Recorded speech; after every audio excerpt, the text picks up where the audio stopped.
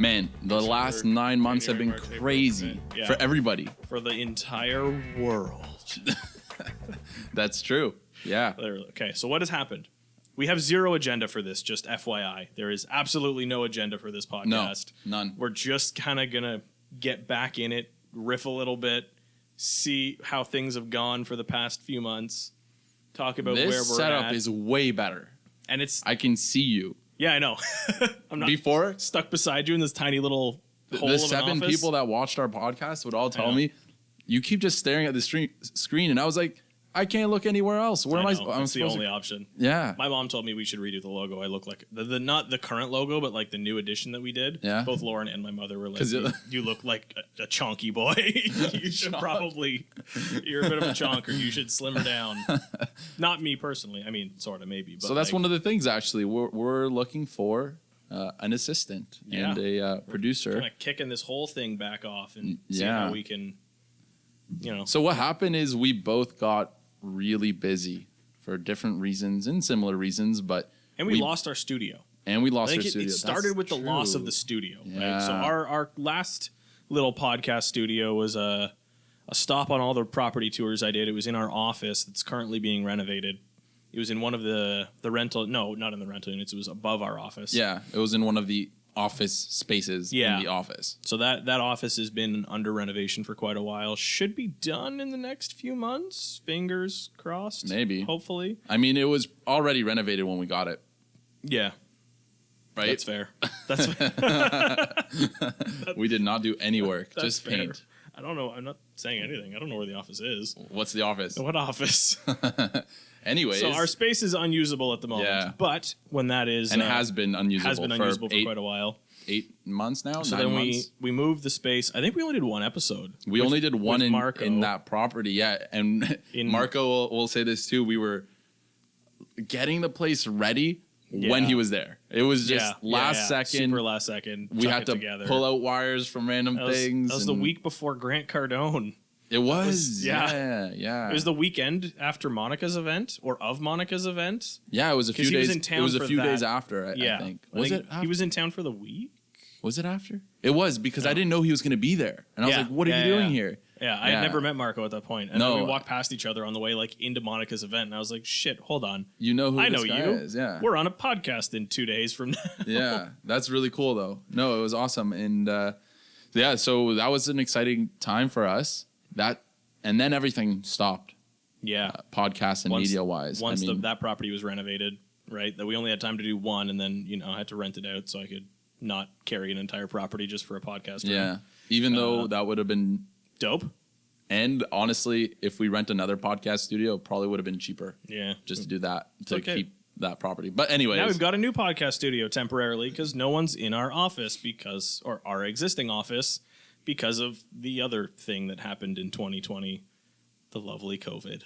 Yeah, this has been a crazy year. Wild. 2020 has been ridiculous in all senses. In all senses, every single possible way, it's been crazy. It's Jumanji. We're living in Jumanji. Yeah, everything. Other than aliens, but I feel like aliens will. We got some time show left. Yeah, we got a few months left in 2020. We'll see. We have Black Lives Matter movement. We have, which is great. I mean, equality. That sparked a whole thing for me, which was, not to diverge too much here, but being Italian and Jamaican, believe it or not. Banana. That was I remember one morning Lauren woke up. We woke up and Lauren was like, "Hold on, are you black?" And I had this whole crisis of faith. I don't think so. I didn't grow up that way. Did you just look in the mirror? You're like, yeah, I'm pretty sure I'm not black. And then we went to we were asking my dad. We're like, how did you grow up? And then we looked up pictures of my grandparents. And we're like, hold on, okay, maybe you are a little bit. It's weird. So I went down this rabbit hole and I bought those. The 23andMe and Ancestry DNA. I remember that. You spit in the tube this morning, actually, for the first time. What? They've been sitting there. You haven't done it yet? No. You have to not eat or drink for half an hour, and apparently I eat and drink a lot. So I woke up this morning after our 6 a.m. accountability wake-ups, and it was 7. I was like, okay, I don't think I've drank anything yet. Let's spit in a tube and then head out. Nice. So we'll see how that goes. That's another thing. We've been waking up at 5:30 a.m. and touching base at 6 a.m. every morning. It's been awesome. Now it's huge. I've tried it before. I tried the whole miracle morning movement and whatnot. I tried it by myself. Having an accountability partner for this whole equation, someone to just text and be like, "Hey, jackass, wake up at 6 a.m." Or, "Hey, jackass, you better be awake at 6 a.m." makes a huge difference. Yeah, and that's helped so much. I mean, I remember in the past, year plus ago, I would try waking up earlier, and it was tough. You're doing it by yourself. You're stuck in that routine of staying up late. That was the big thing for me. I would stay up late for no reason. Yeah. I wouldn't be doing anything special. Maybe scrolling through Instagram, maybe playing video games. Yeah. I mean, nothing that has any substance. No, you're getting zero substance. That was me though too, especially in like early Corona when everything kind of just shut down real quick. Yeah, I was like, well, I guess I'm just gonna play Warzone with the homies until 1 o'clock in the morning and wake up at 10. And then nothing got done. Nothing got done. Yeah, and no matter what you do, I mean, you can't be really in that routine and expect to get results. Yeah. I don't know. For me personally, results come in the first few hours of the day. That's now I look forward to it. I go to bed and it's 10:30. I'm in bed and I'm like, oh yeah, I'm about to go to sleep, feeling really good about myself, and wake up, work out, get shit done.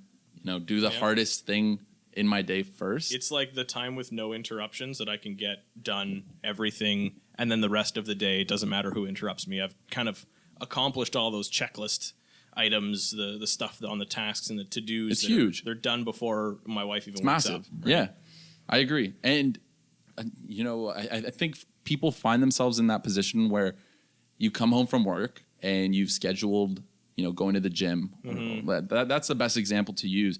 That's always the first thing that you're like, I don't need to do. Yeah. I've had a tough day. Yeah, life gets in the way pretty quick and you're exhausted. You are.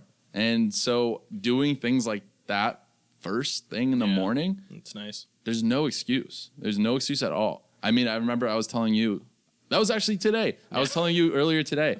I woke up, the alarm goes off, and I'm like, damn, I'm so tired right now. I do not want to wake up. And I laid there for 5 minutes, and I was like, you bitch, get up.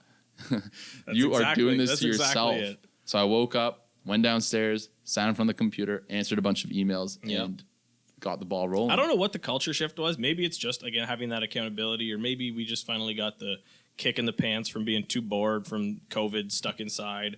Whatever it was, like even yesterday, I was telling a friend that like I used to be scared of the alarm. Like if I went to bed, and it partly had to do with I had one of those like super aggressive kind of alarms. Those aren't fun. Like you go to bed terrified to wake up. Yeah. Like, oh God, this is how I know I'm gonna wake up early tomorrow. Ugh. Yeah. But I agree. Nice alarm. You go to bed. Now at this point, I'm like excited. I go to bed and I'm like, yeah, I'm waking up at 6. I'm getting shit done. No, and it's then way by better. 5 o'clock, when everyone else is done working, I don't hate settling down at that point because I know I've accomplished so much more. That's huge. That's the biggest thing right there. If you've put in your 10, 12 hours in a day, any other hour after that is a bonus, right? You're putting in 14, 15 hours and you're still getting to bed by 10 or you're you still have time to hang out with your wife or with friends at 8 or 9. Exactly. I mean, that's huge. What else could you really ask for? Yeah. But that's been really big for us lately. And it was funny because we both found that differently. I mean, we both were just doing it at the same time. Yeah. And I was like, hey, Phil, I've been waking up at this time. And you're like, no way, so have I. Yeah. So it was nice to find accountability there. That's just one of the things that's happened. Helps.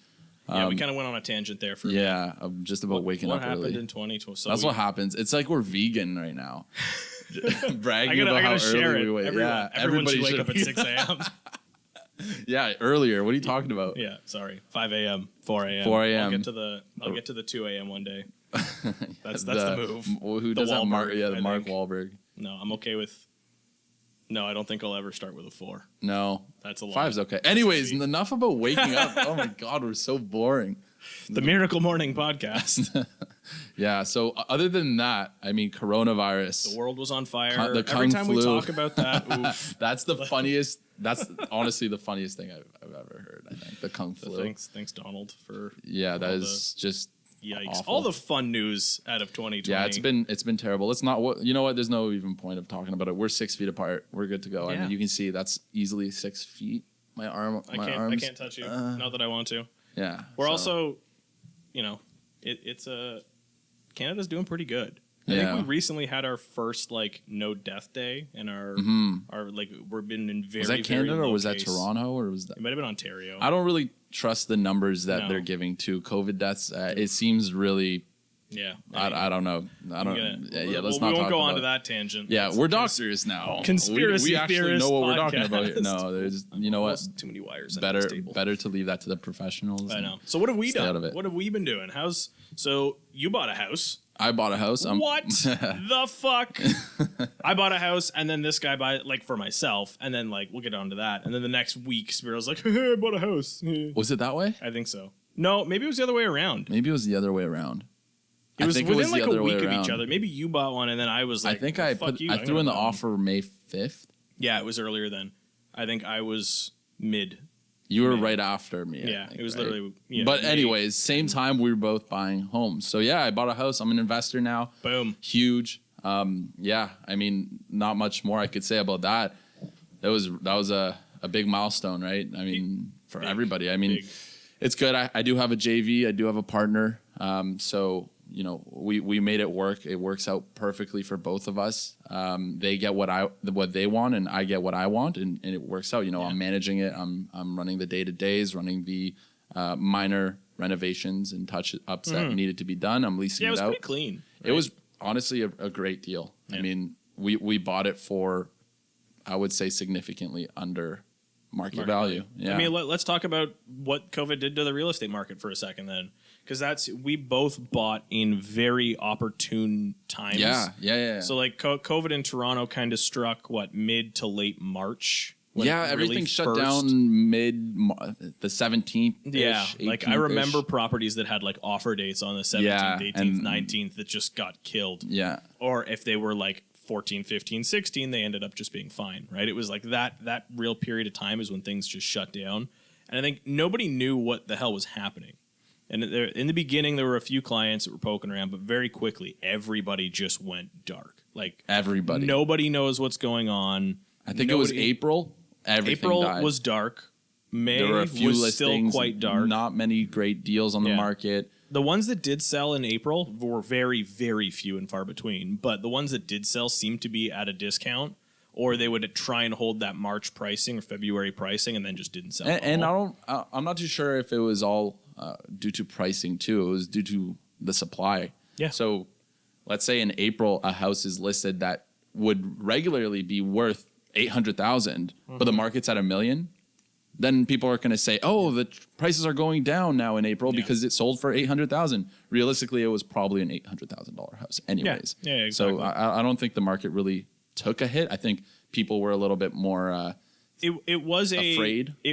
Well, exactly that. It was a lack of supply, like to a supreme, like an extreme amount, but to the same token, or even worse, a lack of demand. Nobody wanted anything because nobody knew what was happening. Yeah. Immediately, the first was, oh my god, the world's gonna tank in terms of economy, right? And it did. I have some clients that, and I'm pretty sure, like we know somebody else who bet against the market, assuming things are gonna go down from a stock perspective. Obviously, we know now the complete opposite happened. It seemed like a pretty logical thought to me at the time.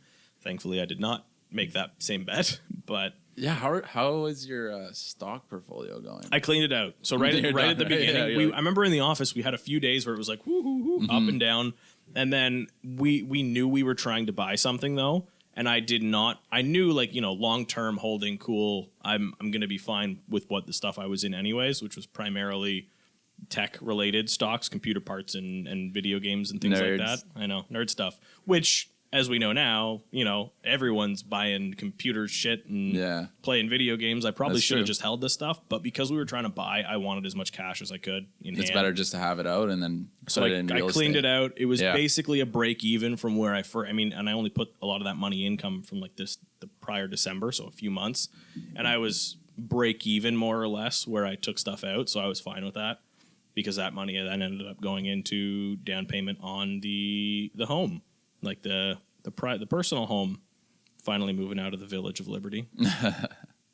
Yeah, that's exciting, man. And we're gonna have our podcast studio there for a bit. Well, no, our temporary but permanent? More secure podcast studio will go in the basement for a while. In a couple weeks, we should be set up there. Hopefully, I mean, we'll see what else pops up. But I know.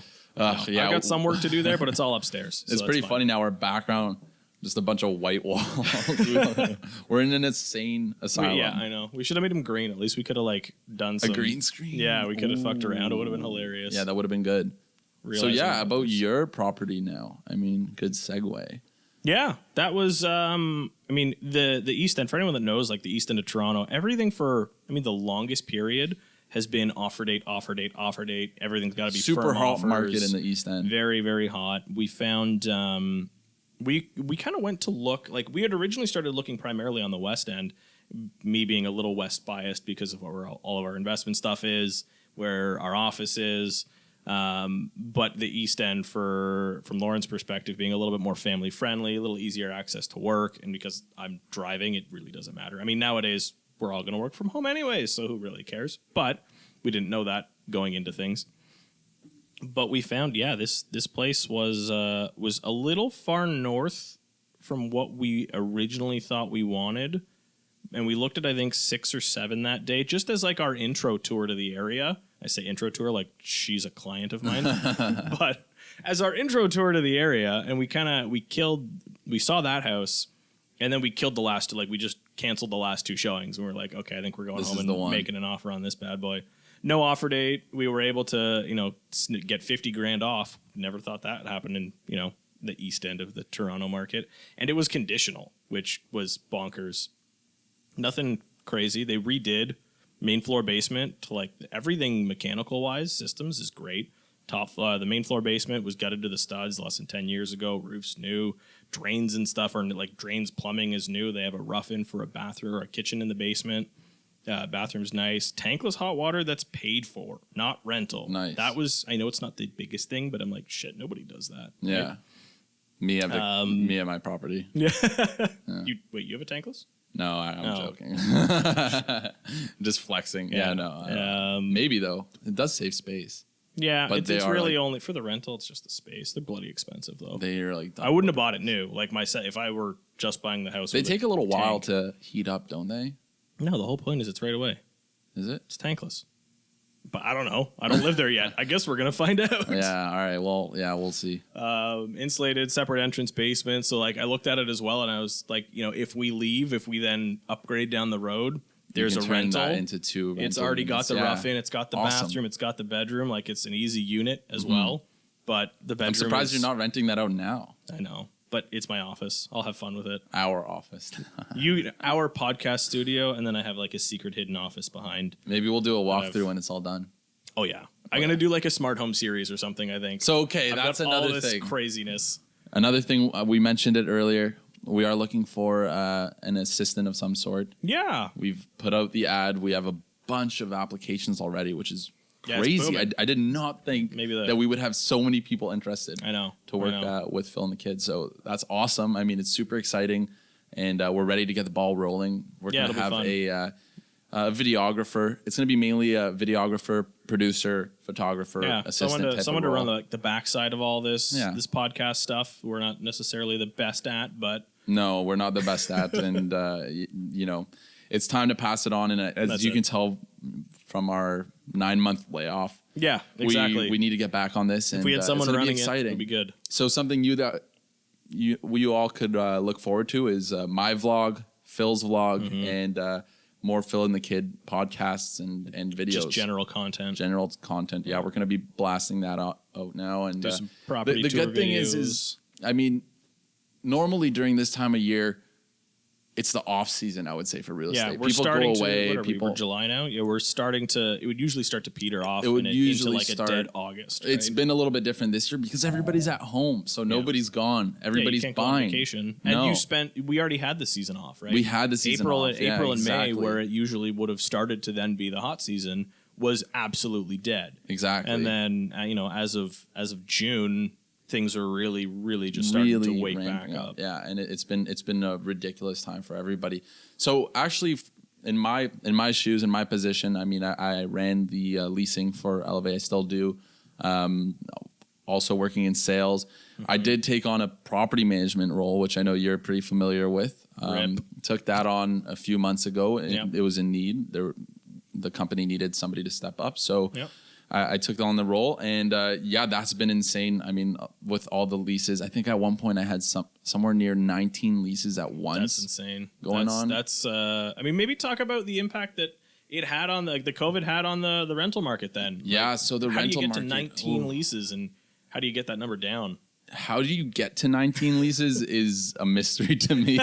So actually, okay, so what happened was, I would say 3 months prior was a crazy time for us, right? That was pre-COVID. In terms of like purchase and pre-COVID, purchase. we were, it seemed like exponentially increasing our sales. And now we've been back on that track where, I mean, we'll talk about this soon, but you've done 5 deals in the past 2 weeks, maybe? 3 weeks, but nobody's counting. We'll say 2. It sounds better. 2 weeks. Yes. We have other people at our office doing deals left, right, and center now. Yeah. And it seemed like for that month and a half to 2 month period, from, late March to mid-May-ish, beginning of May, nothing was getting done. Yeah. But now it's all back to normal, and it's going crazy. So what happened was 3 months prior to, COVID hitting, let's say April, we had a bunch of deals that were going to close in let's say May, June, July. So all these properties came onto the property management side, and were ready to be leased. And we had so many. It was somewhere near, it was 15 to 19 at one point, and it fluctuated. Some were closed, some were, we got more.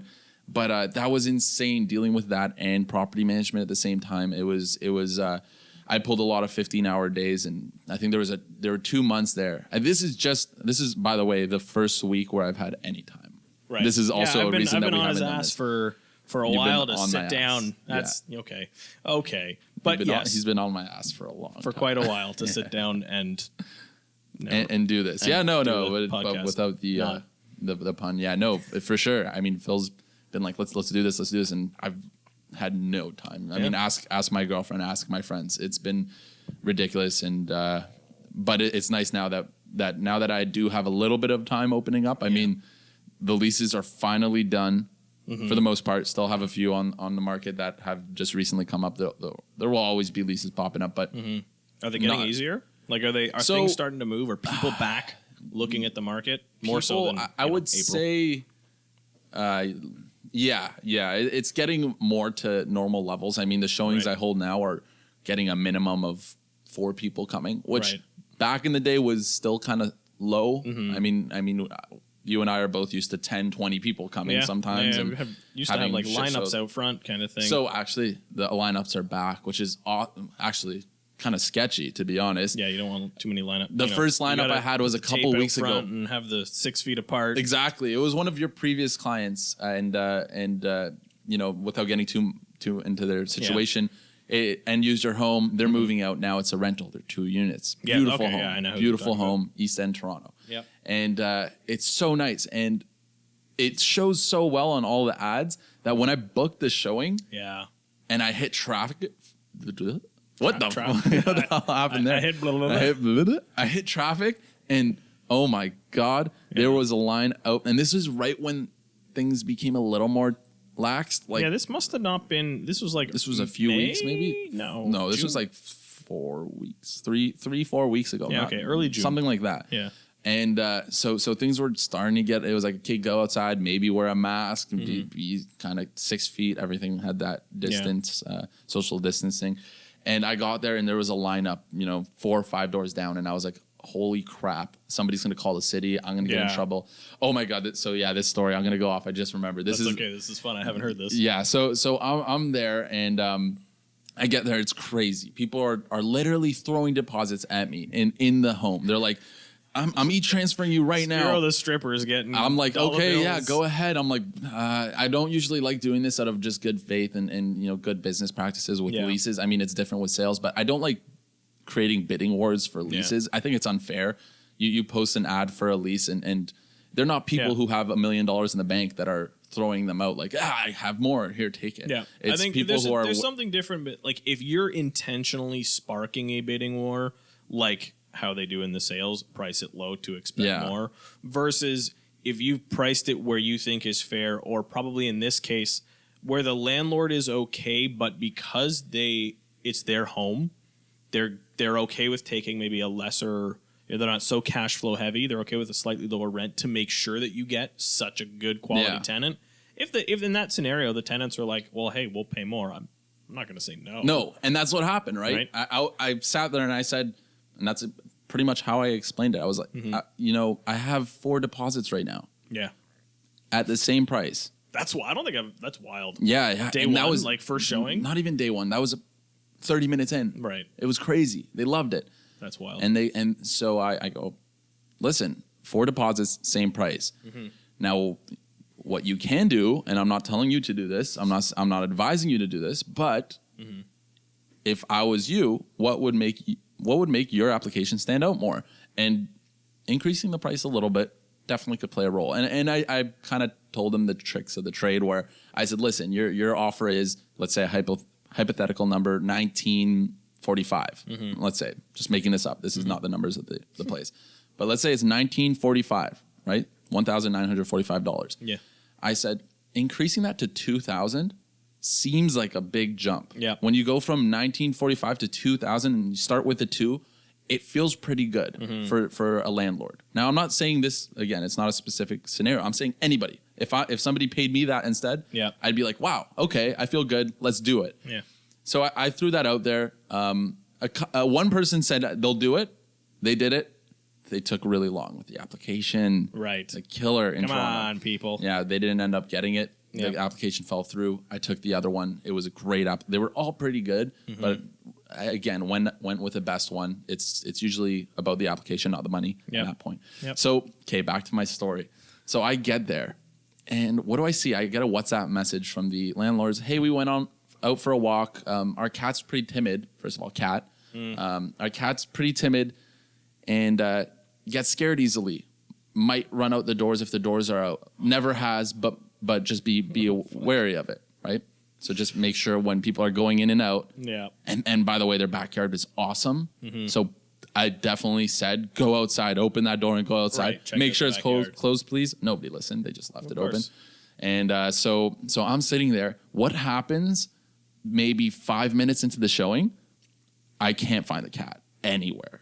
And I start sweating. I was dripping sweat. Like when I say sweat, I mean, people would walk in and say, oh, are you okay? I'm not even joking. You look like you're pooing. They're like, is something wrong? And I'm like, yes, I don't care about the showing anymore. If you find a cat, please tell me. And this is what I told the lineup of people, starting from the 3rd person who came in to the 15th person. Whoever finds the cat gets the unit. Let's go. I said that. I was like, I don't know what I'll do, but I will make sure you can get this unit if you find this cat. And people were looking with me. I looked under the couch. Good. I looked everywhere. Looked under the bed. So that went on for roughly 45 minutes. And as you can imagine, my sweat level started from one thing and ended up to fully drenched. I didn't even care about, I was nervous. I played this in my head over probably 100 times. I was like, so listen, I lost your cat. It's not here anymore. It's gone. The neighbor was in the backyard in his end, and I went out. I was like, did you see a cat? And he's like, no, I've never seen a cat. I didn't even know they had a cat, to be honest. And I was like, great. That helps me so much. And he's like, did you lose it? And I didn't really know how to respond. Perhaps I can't find it. I haven't seen it. If you see it, please let me know. Yeah. So the whole showing goes by, and I'm about to leave. 5 minutes left. The last person's in there. I'm not paying attention. I'm watching over them just to be, kind of. I don't like people coming into a place and just me going. Yeah. Touch anything you want. Yeah. Open up the drawers. No. In mid-Rona. So I keep an eye on everybody. I was vaguely keeping an eye on the last person in there. And so I decided, you know what? I have to break the news somehow. I send a message first to the owners. I go, hey, does your cat have any specific hiding places? Just throwing it out there. I was like, just a random question. They respond, lol, yeah, under the bed. And I was like, okay, I already checked there. But so I run up the stairs because I'm like, okay, if this is it, like please be there. I was saying it, please. I slide into under the bed, like slide from the hallway into the bedroom, under the bed, on my stomach, sweaty stomach. I look underneath, and it was just the cat was there. Okay, it was just covered in shit, just looking at me too, right in the face. And I screamed out, "Yes, I love you!" And the guy's like, "You found it!" It was a big show.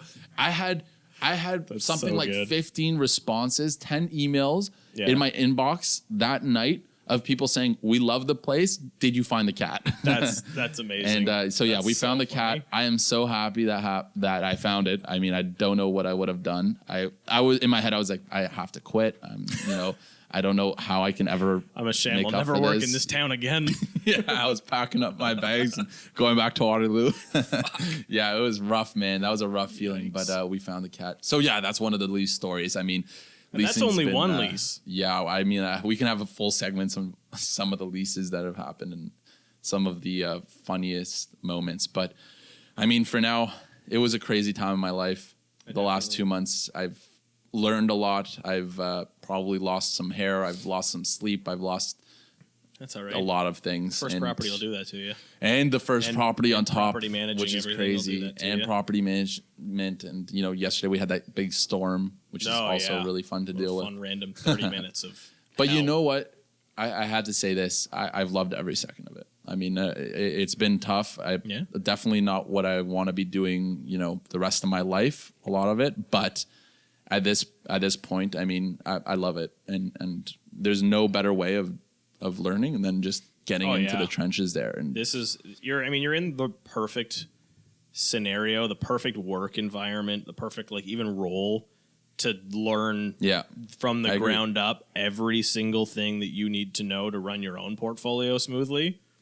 Which is, that's literally all you can ask for. And that's why my business partner felt comfortable making the leap with me, because of that whole environment that I've been in for the past year and a half plus. Yeah. And it's been a really good time, a really good experience. Enjoyed every second of it. So, I mean, on to bigger and better things, whenever they come, but continuing to grow. It's been awesome. 2020. So I guess back on leasing a little bit, what we found is, and being so used to this in Toronto, I mean, it was a norm, sales and leases. It was always the landlord or seller's market. I list it, I win, end of story, move on. Exactly. Right? One showing, one and dones, lineup of people, deposits. It was the same scenario as I just explained a few weeks ago. And that was it. It was super easy. And whatever price you wanted too. Yeah. Every time, if last year you leased it for $2,000, well, this year you were expecting $2,200, $2,300. And that whole pattern just kept going because Toronto's such a great city. It's booming. There's probably no other place in the world that I would rather be than in Toronto. And I think many, many people think that as well. Facts. So what happened during Corona and COVID virus, this whole pandemic, the people that were impacted the largest, and this is up for debate, but the people that I feel were impacted the largest were people who are renters. Yeah. The landlords were impacted, but luckily, CERB and other programs really helped maintain mortgage payments, because a lot of landlords would have lost everything as well. Right. So it was really from scary. a financial from a financial monthly cash flow. Yeah. I mean, it was very dangerous for landlords, and I think the government did a great job at making sure that landlords didn't go under, because what a lot of people don't understand, and this is more to the renters that I'm speaking to now, is that landlords aren't billionaires. No. They're just hardworking people who have saved up enough to buy one property and have done it in a way where it's allowed them to buy more. Maybe for the most part, in a lot of cases, I think we're kind of an outlier almost in our office for people that try and buy multiple to grow significant portfolios. That's a lot true. Of people have just maybe inherited one or two. Yeah. They're okay with 2 or 3, right? Nothing. The mom and pop landlord, as you call it. Yeah. But these movements of the no rent strike and all that, it's stuff ridiculous. That say, every landlord is this big corporation that's out to get you. I mean, I don't know the statistics, but I would argue that a majority, especially when you look at the homes, the single family homes in Toronto, as opposed to a large apartment building, a majority of them are probably a mom and pop landlord situation. Yeah, and even those large corporations, though, they typically, I would say, use a lot of leveraging to buy properties. Absolutely. It's not like just cash. So these people need rent payments to cover their own asses. Yep. And so, that's been a little bit difficult, I mean, for everybody. I think it's a small, very, very small percentage. And we've noticed that in our whole portfolio. Yeah. Everybody's paid rent in our portfolio. Excuse me. I think the only people that may have missed in the past. And it's something like less than 1% of our portfolio. Yeah. So, I mean, that shows. And I've had a lot of conversations with some of our tenants, and they've said, rent is the most important thing for them. Yeah. It's like your mortgage payment. Well, why wouldn't we pay rent? It makes no sense not to pay rent. Well, you sign a contract. It's a very small segment of people, but a loud segment of people, I think, that take advantage of the given situation, that know that the LTB is closed and that know that the landlord at the moment, no evictions, they have no recourse to actually evict a tenant not paying. The lineup at the LTB for a no rent eviction, and even though they're not even open yet, is something like 7 months at this point. Jeez. So if you're a tenant who's trying to take advantage of the situation, and it's unfortunate that a landlord could be hurt right now, real bad. Don't expect that they're not going to come after you for everything once it's done, and the LTB will have zero remorse. They're not going to side with you if there's an obvious case that you're trying to fuck over your landlord. Yeah. Right? It's going to be a pretty quick open and shut case. But, in the short term. I mean, sure, you get to live free for a few months, but then your credit's going to be screwed. Yeah. Everything's going to come against you. And you're going to owe thousands of dollars. This is why you got to make sure, worst case scenario, we run our portfolio, and everybody that we know in here does, so defensively that, we can, at the very least, weather any incoming storm. And I think this is probably one of the worst storms we could have thought about in the case of, potential for not paying rent. Some people I know are going on, not in our portfolio, but you see these landlord groups and things like that on Facebook. Yeah. People that have had tenants, evictions booked into April. So people that hadn't paid rent for months and months already went to LTB, got the order, got an eviction date for like early April, was ready to evict this person, re-rent it, and go back to business. Eviction shut down, and now they're still waiting. And we're into July, and could be into who knows when by the time things open back up. Yeah. Then those people are going to be in some trouble, and it's a shame that that's possible, but also who knows what the better solution was, right? It's rough. I mean, maybe they could have stayed open, but that's not really up to us, right? Yeah, exactly. To finish the leasing side. Yeah, it went to a tenants market. There were more options. I would get people coming in and saying, well, I'm looking at 7 other places and they're actually similar priced or lower priced or whatever it was. There were so many options. So that's why, 19 leases at once happened. Yeah, well, right. They start moving slower. And then you have to go back and, we're so unaware. This is new, the coronavirus is new for everybody. Yeah. We're so unaware as to how that can impact the market, so we don't know how to then adjust for rents, especially when you're right in the middle of it, just starting. Yeah. Then you're working on February, March rents, and all of a sudden rents are down 10% because the ball is in the tenant court with the negotiation power, and you're overpriced according to the market. Meanwhile, you had no idea in the first place.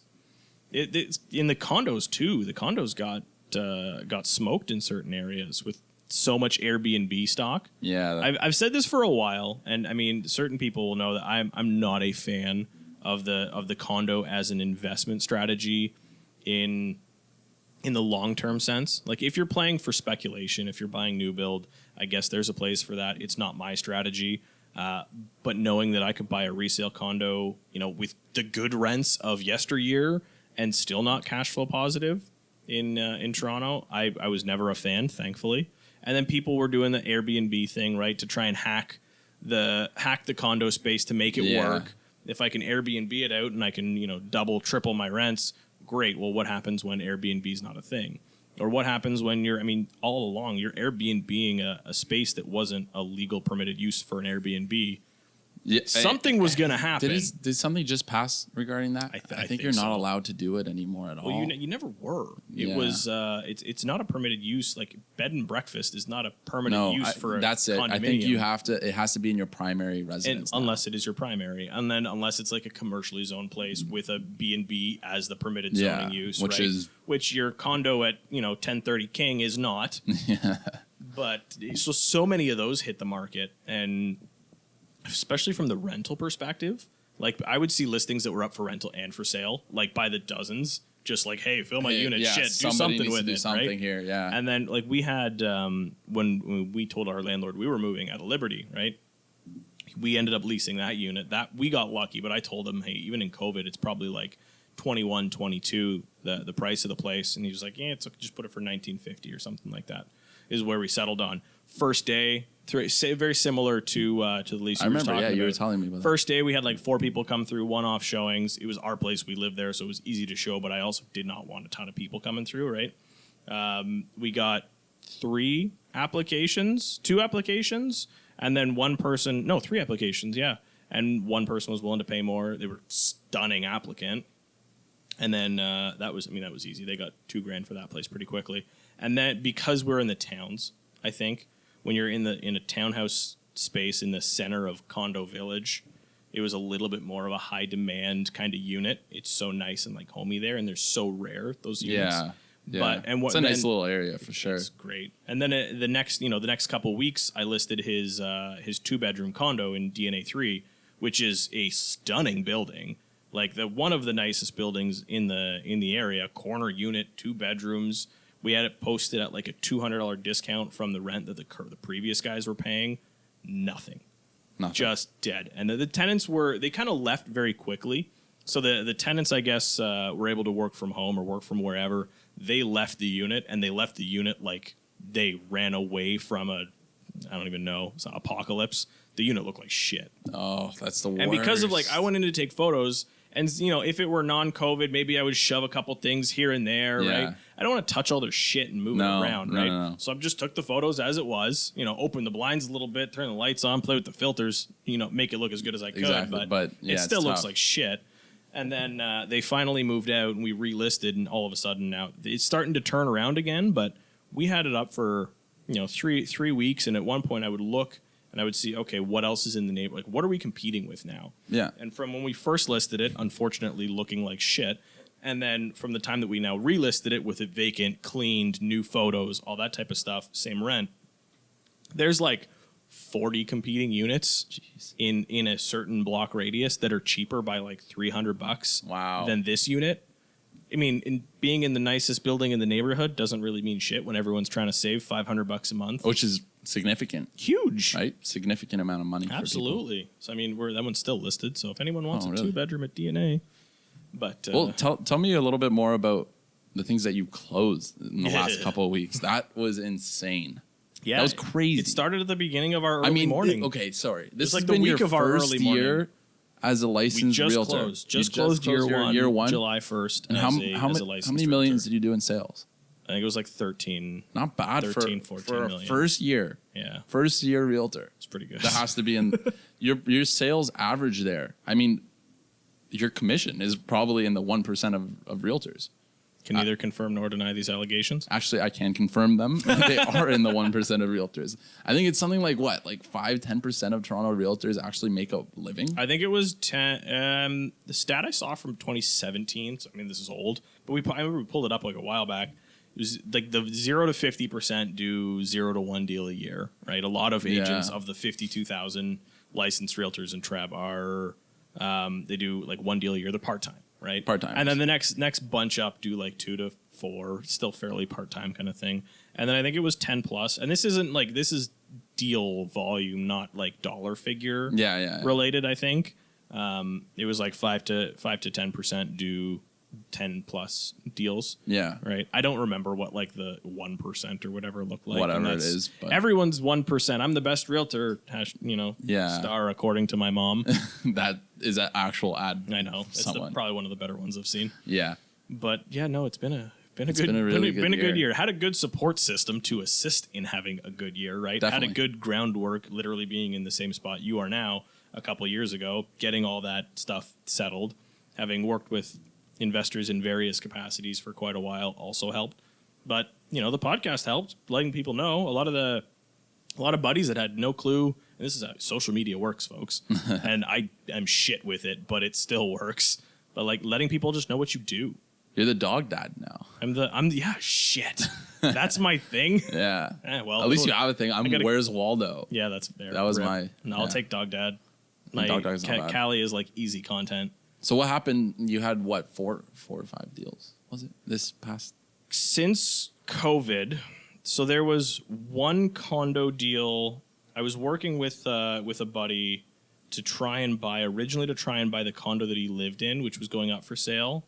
He was renting, and they wanted way too much. I think they ended up eventually selling, but dropping it by $70,000, which on a $700,000 condo is a pretty damn significant drop. Yeah. But that was a little bit much for what it was. Didn't want it. So we ended up looking early COVID, which he got lucky as well. We looked at a point where the prices were fairly depressed. Got a great deal on I think it was nearly 600, 700 plus square feet, but the terrace on that thing was 250 square feet. It was monstrous. Oh, it was. nice. It's a great unit. I'm excited for it to chill and then I'll go hang out at that place. So we did that. That must have been April or something. April, March, late March, early April. It was pretty quick into things. And then this was this giant dead period of nobody wants to look at anything. I played ungodly amounts of Call of Duty. Almost got the Damascus skin. I'm getting there, but I haven't played in months now at this point. But we got some Call of Duty time in. That was great. Then I got bored of literally everything in my house, right? 600 square feet, dog, wife, myself, both working from home. And the 5:30 a.m. started, and then the deals started closing. And then we started the 5:30s at the same time that life started to wake back up for a lot of people, which was good. And I think it was much the same as everybody else. We just kind of started to get bored of doing nothing, right? Yeah. And it's bad because a lot of people have been oh well, they almost forgot COVID existed. Because it's just not exciting news anymore, and we're all so sick of it. But okay, we gotta stay on top of it. We're doing good. We got to remember this is still a valid concern. Let's stay ahead of the game, but at the same time, we can't stop life. No, we got to get back and still get some stuff going on. So the effects of COVID. Sorry for interrupting here, but the effects of COVID are actually probably more dangerous. The effects on people's mental well-being and physical well-being as well. I mean, especially the first 2 months. Yeah, I know some people that didn't leave their house. Yeah, I was almost one of them. Exactly. And that is not healthy. Especially for a lot of us that live in we're in Toronto. Most of us live in, especially in our demographic, live in condos that are 500 or less square feet, which is 600 square feet with a partner. A nightmare to be stuck there. We're lucky that we're in a townhouse where we are. If we were in a condo, I think I might go crazy. Yeah. And anyway, sorry. We talked earlier too, just random, still tangenting, but we talked earlier about what's going to happen when life wakes back up. Early on, everybody was so pro work from home. Mm-hmm. I think I'm personally, I'm happy to be back here in the office recording. I miss it a lot. I liked working from home before, but you need the balance. It's nice to have a day here and there to work from home. Weekends is nice. You go to your home office. You don't have to go to the. You don't have to dress up. You just wear your pajamas. I never dress up, so that's fine. That's true. but yeah, it is nice to work from home. But I think everybody gets sick of it at some point. You need human interaction, or most people. I think need some kind of. Some people are still probably loving. I was loving it at the beginning. I mean, my April was pretty slow, and I was like, okay, I have more time FIFA life. No. We don't talk about FIFA anymore. More FIFA. No way. I spent way too much money on that game. That's fair. Could have been used for better things. Yeah, well. So. Treat yourself. I was playing Rocket League. Oh, great. Okay. Yeah. But anyways, enough of... Back to, okay, so where were we? Deals, stuff. Yeah, we work hard. We don't play games. That's it. Well, no, you work hard, play hard. Yeah, you gotta enjoy the... That's true. It's the mission. Once you get there, I read a thread. Wow, tangent, Phil. Jesus. Random Reddit thread on there's a Fat Fire subreddit, which is the whole FIRE movement, financial independence, blah, blah, blah, but with a significant, sizable portion of money to live off of. Yeah. And there was a recent thread where a guy was saying, I finally got there, and now what? right? Like I should have paid more attention to the journey to get there. I should have taken an aside here, knowing that you're still going to get there anyways. Yeah. Should have taken an aside to, buy myself that cool toy because I'm financially able to do so and still continue on with my goals and not just like scrimp everything so that I can get to that goal faster. Because let's say you're 40 and you're retired. Sick. What do you do with the next half of your life? Yeah, exactly. Right? I think you're gonna do something. A lot of people will retire for 2 years and they'll go do something. They'll get another job because they just get bored. Exactly. So enjoy what you're doing along the way. Enjoy it. Build this beast of a system and don't retire if you don't have to. Anyways, if you're dying for the weekends, then that different story. You know what I mean. Like if you're dying for the weekends, then something's probably off. If you're there and you hate every day and you're like watching the 5 o'clock kind of thing, then maybe it's time for a shift. Maybe it's time for a change, and you might be getting less money, but hey, you're going to be happier and it's worth it. But yeah, no, I think I'm very strong on this proponent. Like, I believe every dollar you make, you have to reward yourself some percentage of. And okay, I totally understand that's a luxury, but even if it's 1% of that, let's say in real estate, you close, put a percentage of that commission to something, something you like. Treat yourself a little bit. Buy yourself a new laptop. What's not encouraging is making a bunch of money, sticking it in an account, and doing nothing with it, and just looking at it. Yeah, I mean, everyone to each their own, right? Everyone's different, but maybe some people like. I like that to an extent. It's nice. It's nice. I love. You see the numbers go up, and you're like, got whoa, more in an account than I ever have in my entire life, and it feels fucking great. Exactly. But I also like to, if I just had to stare at it and not, get any upside from all that work and shit, it's hard work now, right? So I just made that decision now with my car in the shop. I mean, my car's in the shop, everything's good. There's one thing, and it's around $1,500 to $2,000 to fix, and I was like, well, I don't really need to fix it, but my money's literally sitting there, and now I can go to bed every day knowing that I'm not going to be stressed that I fly off the road or something breaks when I'm on the way to a showing. Exactly, which is the opportunity cost of that. Exactly, right? So I was like, you know what? Let's just do it. My money's sitting there anyways. Yeah. Now I feel good. Sure, I have to make that money back, but that was my reward. Even though it's not a reward, I know I'm doing this for my mental state. Yeah. I don't have to worry. It's same thing with properties, and this is what I'm doing with my current property is being very proactive, right? When you're reactive and you own a car or a property, it's usually a nightmare when something goes wrong. Oh yeah, right. By the time that you've acted, your car breaks down on the 401, nightmare. You have to wait there on the side of the road. CAA, hopefully you have CAA. They come pick you up, and it just ruins your whole day. Right? Something with a property, the exact same thing. I don't know happens. why you just reminded me of there was a time on when I used to own the lovely little Genesis coupe back in my car modding toy days. I did a short shifter install by myself on my driveway. Oh no! Because I didn't want to pay someone to do it. Oh no! And drive it. A shifter. There's a rod that comes basically from your transmission, and it joins a point where from like inside the car, right, where you move the shifter, and there's a little fork where they connect, and there's a bolt that goes through to keep them connected. Make sure the bolt stays, because if the bolt doesn't stay, you can't shift your car. Oh no! What happened? It was literally like I was in Aurora on like some like back ass side road, and I start shifting, and then like it's just loose. It's like it would go in circles, like nothing was connecting at all. I think I had to call my mom. She brought my jack stand and my jack, and I purled over into a parking lot, jacked up the car, got an Allen key, and I used the Allen key as a bolt and some duct tape on either side. Oh, just the most ghetto shit on either side, and to make it to a point where I could weakly shift a little bit to then carry on and get to work that day. Oh no! Like, don't do that shit, kids. No, better to be proactive.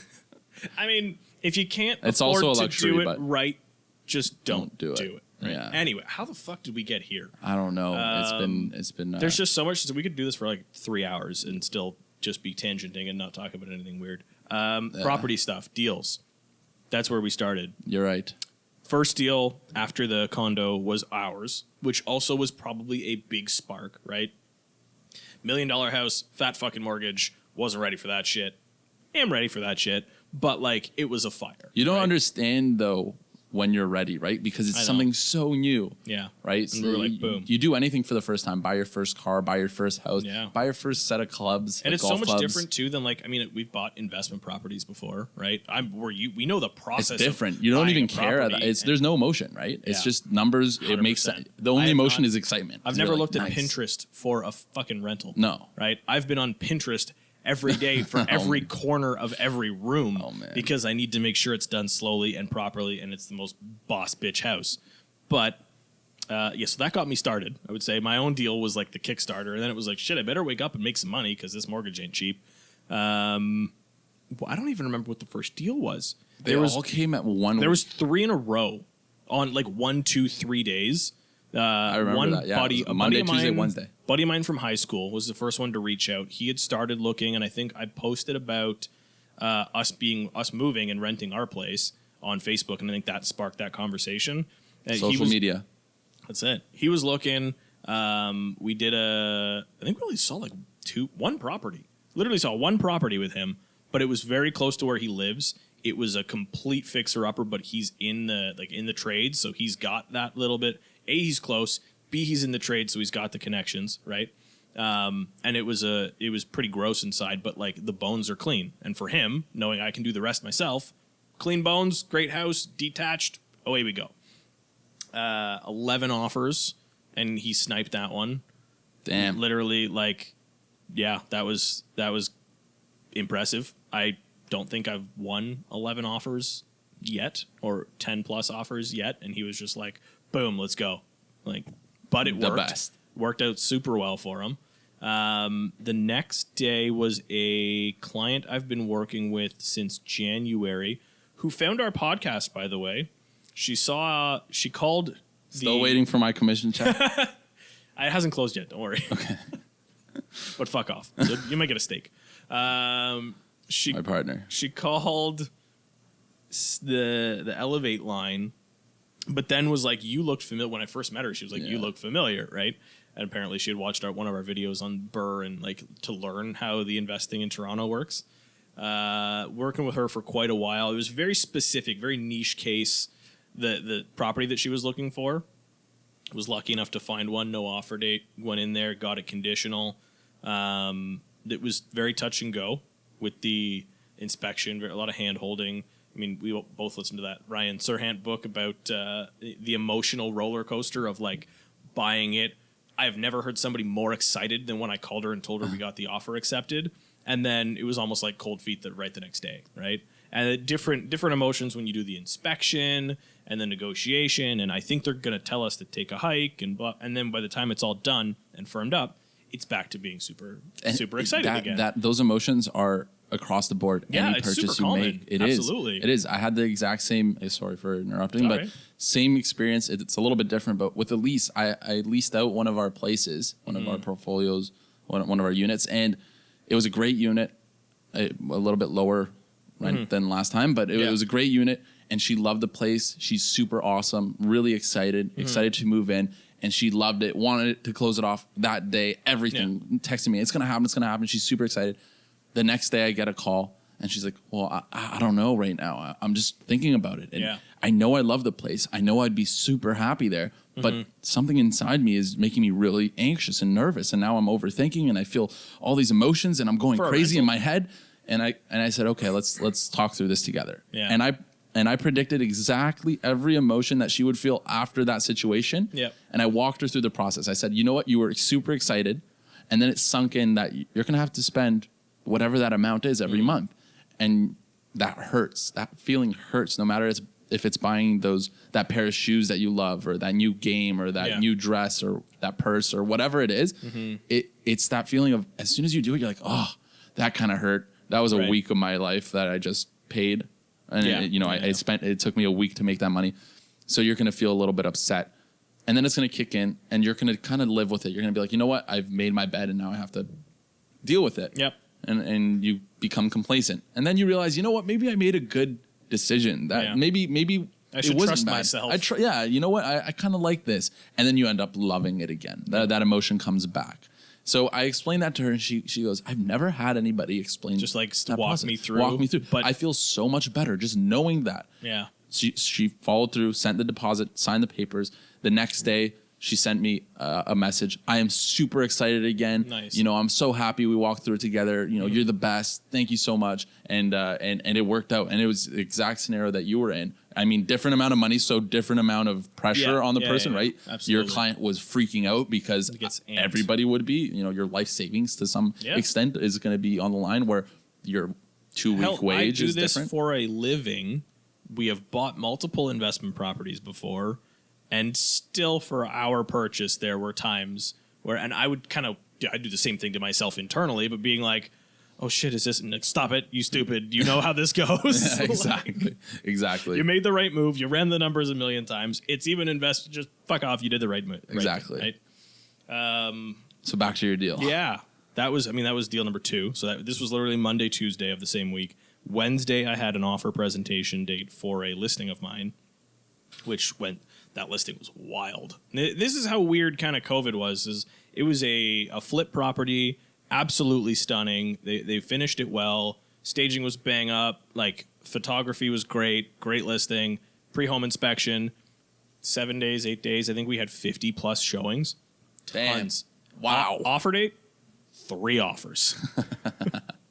And one of the offers actually came in the weekend prior as a bully offer, and it was quite a bit less.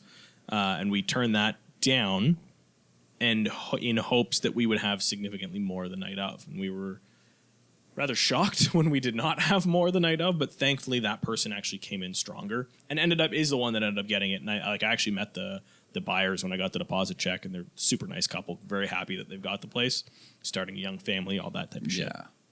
In our usual neighborhood. And then, that one sold for $932 firm, like a 3-week closing. So, like, great offer. And then the neighborhood started to get more listings, like the next week, right? And stuff started to come back down in price. And I was like, shit, we just missed the You set the cutoff. trend. People saw that number. They're like, we can get that too. Let's all list now. And then exactly. And we knew the entire time that we needed to be planned right for when listings started, when people were okay to come back, but before the giant rush came. When everybody's because we had 2 months of delayed stock. Yeah. There was going to be a point where it hit, and we wanted to be first to market when that happened. It worked out in our favor, thank God. So that one closed yesterday, actually. Nice. 3-week close. Boom. Not bad. So that was the 1, and 2, I bought you 3. breakfast today. Let's not talk about why you bought me breakfast today. If you're curious, just check out the Elevate Realty story for the day. I know, on blast. He picked me up. I was at the mechanic. He picked me up. Yeah, it's c'est la vie. 1, 2, 3 deals. Next week was the following week. So one of those deals was conditional. The other 2 were firm, right? So the following week was that whole emotional roller coaster piece. So I needed to be very on top of it. My sole focus was just making sure that deal firmed up, making sure everything went smoothly for the client to the point where it could firm up, or we made a proper decision to walk away, right? That firmed up. I kind of took the next couple days to relax because it was a pretty heavy week and a half. For sure. And then Monday, the following week, started all over again, back to our early mornings. And what the hell did I do that recently? It was Burlington, Canada Day. It was in Canada. On Canada Day, I was in Burlington. Great friends of mine. They're first-time buyers, young couple, and they were looking out there. And we looked at 8-10 properties, I think, that day. First tour in Burlington. Some of the stuff was absolute ass. Old buildings for in the deep mid 4s and stuff like that. And then we actually found more central, close to subdivisions, close to new commercial retail space and stuff like that. Newer building, excellent layout at the 400 mark, or just a touch under the 400 mark. So Burlington's a great area to buy. I'd never spent a lot of time there. I know you've spent obviously a lot more time than I have in Burlington. I was turning corners, and I was, oh my God, you're like a real town. Coming out of Toronto, I guess, right? But it was quite nice, and it was in a great location. So that one, we're just dealing with the financing, and we're waiting on the status certificate now, being a condo, but it's a new condo, so I'm not super worried. Financing was a breeze, and then the other client was in the East End. So we have had another client that we haven't looked for a ton. Like we worked with her a little bit pre-COVID, just kind of got started. And then again, same with most people, it's quieted down during COVID. And she was looking for some kind of 3-unit situation, but maybe something that she could live in one of the units down the road and rent it out. Yeah. Maybe have space for mom to move in down the road kind of thing. So wanted like quality triplex or 3-unit type of thing, close to transit, good area. And that one, there was like a 4-minute walk to Greenwood Station, legal triplex, front pad parking on the east end. Absolute, like, great property. Needs some work, but like the seller did over the past 20 years, 30 years, all the important shit that's hard to do nowadays. Legal triplex, went to Committee of Adjustment, Ontario Municipal Board to get all that passed with an added front pad parking, which it didn't have before. Nice. Like, they underpinned the basement. It's had the work done. It just needs some lipstick on the inside. So it was a great deal for them. That one's conditional till tomorrow, which seems like things are going smooth. And that's been this week. So that was done last week, and then this week was, again, much like the prior, just make sure stuff firms up, right? Stay on top of everything deal-related to make sure that things go smoothly. And who knows what next week holds. Man, it's going to be a crazy week. And you know what? We're going to continue with the podcasts. No more putting this down. No, we can't. We got to start them up again. We're looking for people to help join our team. Actually, during this podcast alone, I've received probably 10 emails from more applicants. So, I mean, nice. It looks like our team's going to be growing. I believe this will be edited by the new person. Whoever the new applicant ends up being. Yeah, most likely this episode will be edited by them. So super excited for that. I got to run. I have to go pick up a commission check and take pictures of a unit. So I wish you could. I mean, some people won't see this, but I'm doing the whole stacks. Yeah, we got to run. I mean, are you still good? I mean, anything you want to get off your chest? It's been a while. I know. No, not really. We'll do more of these. I feel like the next couple are probably just going to be, and apologies for this one because it was pretty rambly. Yeah. We had no agenda. It's been a while. We just kind of wanted to sit down, get things hashed out, make sure that we were back recording. We'll start to have a little bit more of a system to it. Something worth saying, I don't think we're probably going to go as crazy into like the real estate education content as we did before.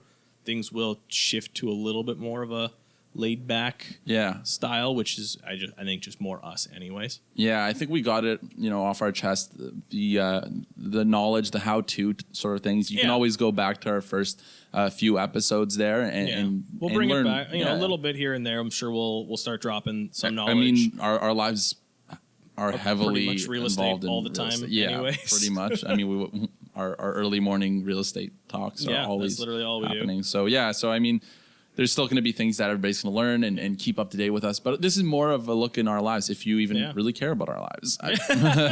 I mean, hi, Mom. Yeah, first episode, eh? Wow, what a throwback. All right, you can find me on Instagram at Spiro Resellis. If you want to learn how to spell that, good luck. Just kind of.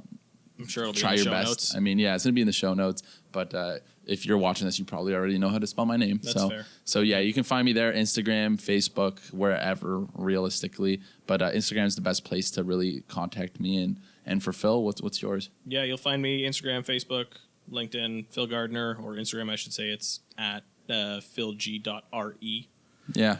That'll be in the show notes as well, That'll also be in the show notes, and that's kind of about it. Yeah, follow the podcast. I mean, if you're watching this, awesome. Thanks for watching. YouTube, like, subscribe, share. Don't forget to smash that like button as some solid real estate / financial influencers like everybody. Yeah. And if you're listening to this, I mean, thank you so much for listening. And you know what? I think we're excited. There are bigger and better things coming, and it's going to happen very quickly, and you're going to have a closer look in our lives. I mean, one of the things we're working on, without getting into too much detail, is that we're going to have our vlogs where you're going to see our weekly kind of schedules, some what we action. do on a given day, and see what it takes to do what we do and how much we love it too. You'll see a little bit more. It'll be more personal. But again, thanks for watching Phil and the Kid. See you next week. Cheers.